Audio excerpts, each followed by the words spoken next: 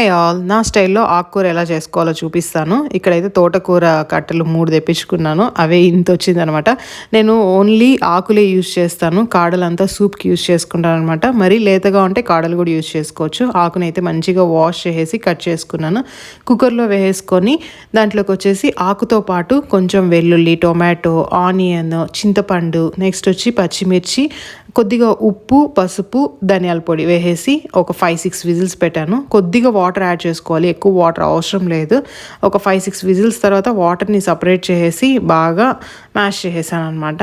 మనం కావాలంటే దీంట్లో మ్యాంగో కూడా వేసుకోవచ్చు, చాలా మంచి టేస్ట్ ఉంటుంది. ఇంకా మ్యాష్ చేసుకున్న తర్వాత ప్యాన్ పెట్టుకొని ఆయిల్, దానికి కావాల్సిన పోపు అన్నీ వేసేసుకొని, తెల్లగడ్డ కొంచెం ఎక్కువ వేస్తాను, ఎండు మిర్చి, తర్వాత కరేపాకు, దీంట్లోకి చిన్న ఆనియన్స్ యూస్ చేశాను. టేస్ట్ చాలా బాగుంటుంది. ఆనియన్స్ ఫ్రై అయిన తర్వాత మ్యాష్ చేసుకున్న ఆకుని దీంట్లో వేసేయడమే, అంతే. చాలా టేస్టీగా ఉంటుంది, ట్రై చేయండి.